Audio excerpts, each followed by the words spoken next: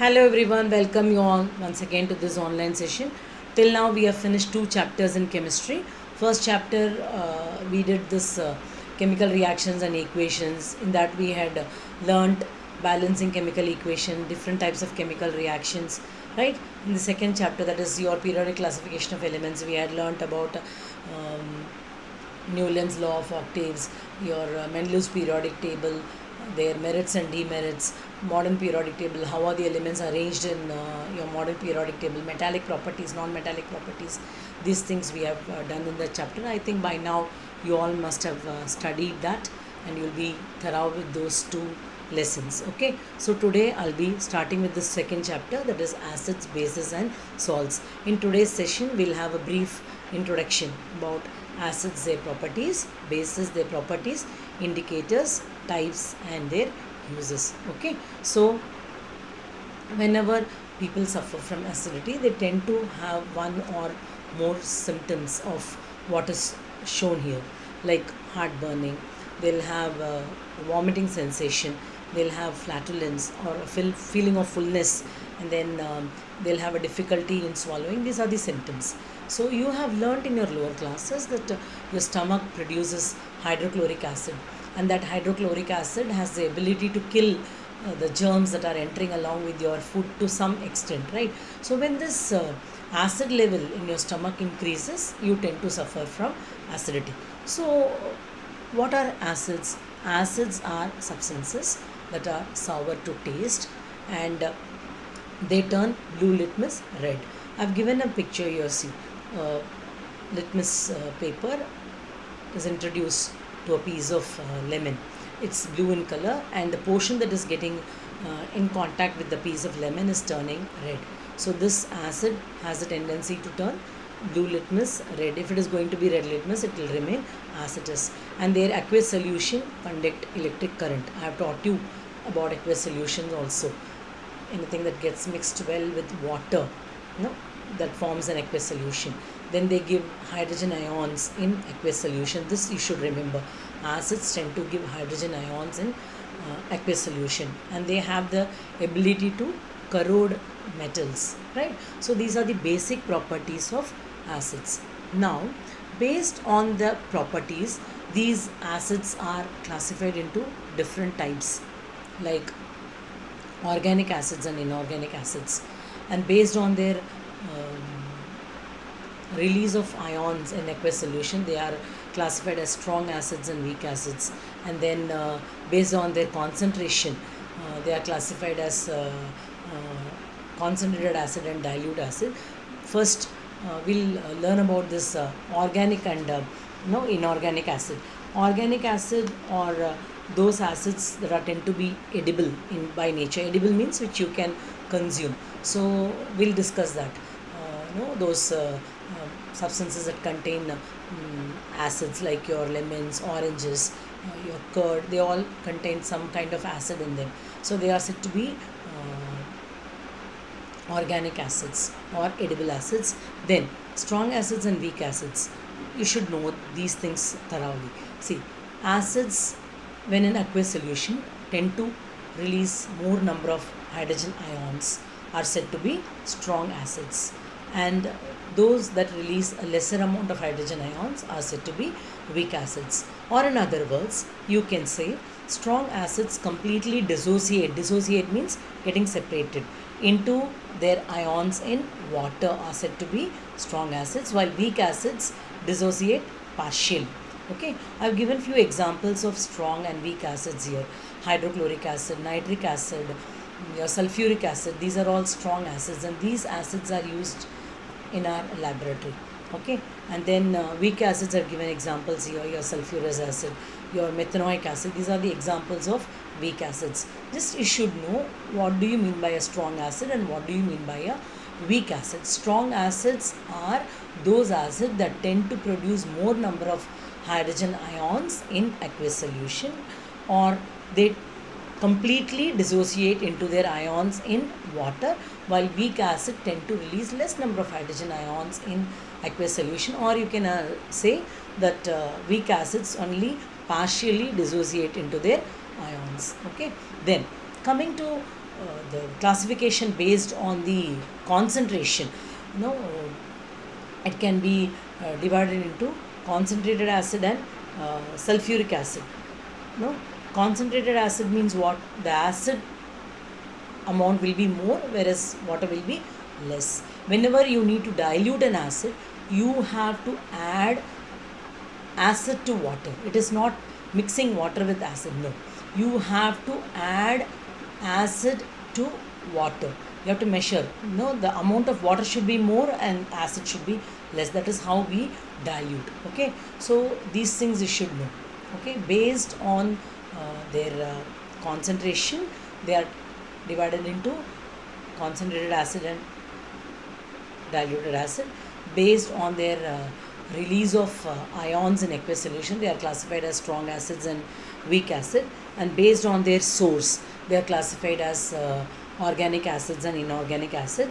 And I told you organic acids are called as edible acids and inorganic acids are called as mineral acids. Now just we will learn about acidic substances in everyday life, or in other words, as I told you just now, we'll be learning about organic acids that are edible by nature, means that can be consumed.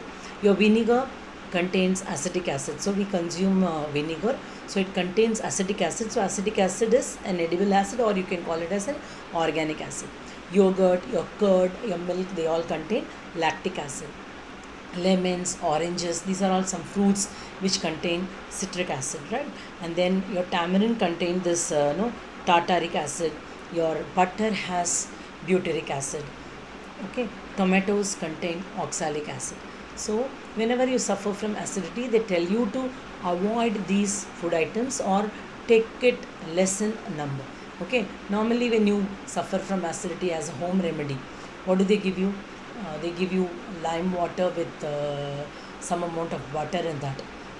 Butter is acidic by nature, and lime water, which is base by nature, neutralizes and you get relief from this acidity.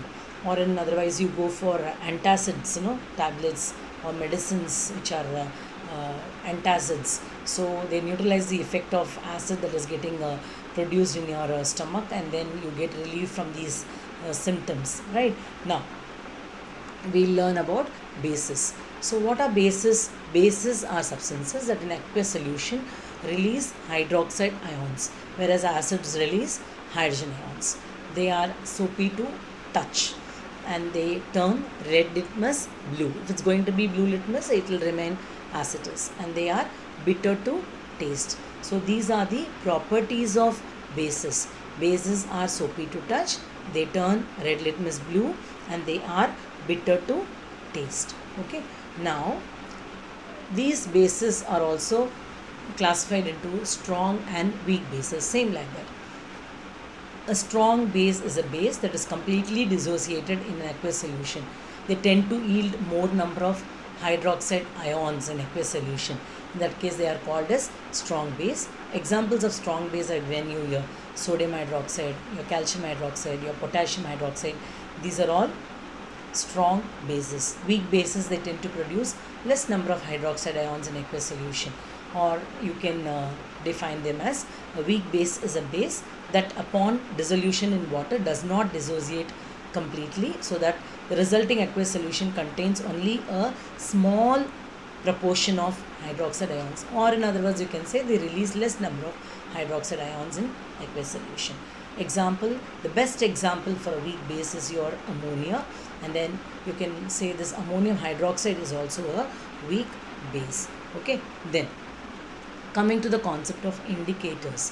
What are indicators? Indicators are those substances which tell us whether a substance is acidic or basic by observing a change in the color of that substance, which is used as an indicator. So indicators are substances that are used to identify whether the given substance is an acidic substance or a basic substance by noting the color change. See, I have given few examples of indicators here. Your red litmus, blue litmus, your turmeric, red cabbage juice, phenolphthalein, methyl orange, onion, vanilla. These are the examples of few indicators. So these indicators can be classified as natural indicators, synthetic indicators, and olfactory indicators. Natural indicators, the examples given here are turmeric, your red cabbage juice. These are the examples of natural indicators. Your onion and vanilla are olfactory indicators. They have a strong smell. Your phenolphthalein, methyl orange, these are all synthetic indicators. Now let's talk about their original color and what color change is observed when it is coming in contact with, when it is used to test the nature of a substance, whether it is acidic or basic. So if the substance is acid by nature, your red litmus paper will remain red, whereas if it is going to be a base, your red litmus paper is going to turn blue. When you use a blue litmus paper, it is vice versa. If the substance is acidic, the blue litmus paper will turn red. If the substance is going to be a base, the blue litmus paper will not undergo any color change. I want you to learn this table thoroughly. Okay. Then turmeric. Original color of turmeric is yellow. So when it is used to test the nature of a substance, if the substance is going to be acidic, in that case the turmeric will not undergo any color change. Whereas if the given substance is going to be a base, the yellow color of the turmeric is going to turn into reddish brown. Then when you are using red cabbage juice as a indicator, I have given a red cabbage figure also here, you see, which is purple in color, right? So if the substance is going to be acidic in nature, this purple color will turn into reddish color, and if it is going to be a base, the purple color of the red cabbage juice will turn into greenish yellow. Okay, so this color change will help you to identify whether a substance is acidic by nature or basic by nature. Then coming to phenolphthalein, we'll be using this phenolphthalein, methyl orange, all these things in our lab. Phenolphthalein, it's a colorless solution. So when they are used to test the nature of a substance, if the substance is acidic, the colorless phenolphthalein will remain the same. It will not undergo any color change. Whereas if the substance is going to be a base, this phenolphthalein will turn pink. Remember this. Phenolphthalein is an indicator which is colorless by nature. If the substance is acidic, the phenolphthalein will remain as it is. If the substance is going to be a base, it will turn pinkish in color. Methyl orange, on its usage to test the nature of a substance, if the substance is going to be acidic by nature, will turn red, whereas if it's going to be a base, it will turn yellow. Then onion and vanilla, I said they have a strong smell, so they are called as olfactory indicators. So this change in the smell will help us to identify the nature of the substance. So when you are using onion to test an acidic substance, the smell will remain the same. There won't be any change, right? Whereas if the substance is going to be a base, the strong odor of this onion will vanish. Then coming to vanilla, vanilla also has got a very sweet smell.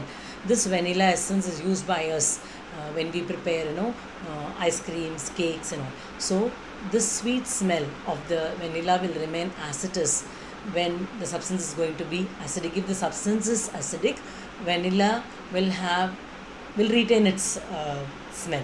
Whereas if the substance is going to be a base, the smell will vanish. Understood? So this table should be learned by you thoroughly. Apart from this, I want you to learn few uses of these acids, like your nitric acid. Nitric acid is used in the manufacturing of fertilizers. They are used in the manufacturing of detergents. Your phosphoric acid also is used in manufacturing fertilizers. Formic acid, you have learned this in your lower classes. It is there present in your ant bite and all, right? Then so these are the things that we have learned today, and we have learned the properties of acids, the properties of bases, about indicators, few examples of acids and bases. These things we have covered today. So apart from this litmus is obtained from the tree called lichen. Okay, so this litmus can also be called as a natural indicator. Then you have an universal indicator. which is a combination of all indicators, that also we'll be using in our lab when we are doing those practical sessions, right? So just you remember, acids are substances that are sour to taste. They produce hydrogen ions in aqueous solution, and they turn blue litmus red. Properties of bases: bases are bitter to taste, they are soapy to touch, they produce hydroxide ions in aqueous solution. Based on their originality, they can classified as organic acids, inorganic acids. Based on their origin, basically we can classify them as organic acid and inorganic acid. Based on their ionic concentration, they can be classified as strong acids and weak acids. What did I say? In aqueous solution, if they tend to produce more number of hydrogen ions, they are called as strong acid. If they produce less number of hydrogen ions, they are said to be weak acids. Strong bases and weak bases also I told you. Then based on the concentration, they can be concentrated acid and diluted acid, and I told you how acids are diluted for laboratory usage.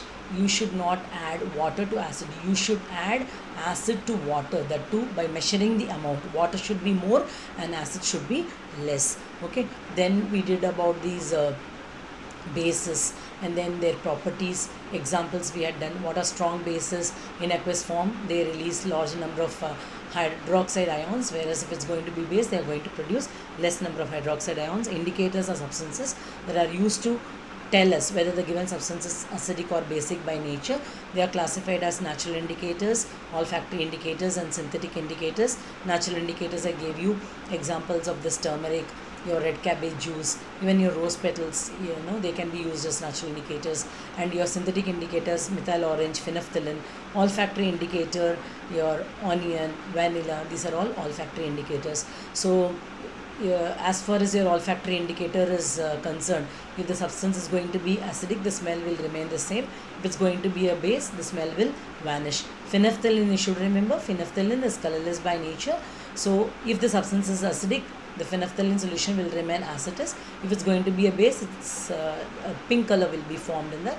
And your methyl orange will turn red if the substance is acid. If the substance is going to be a base, it will turn yellow.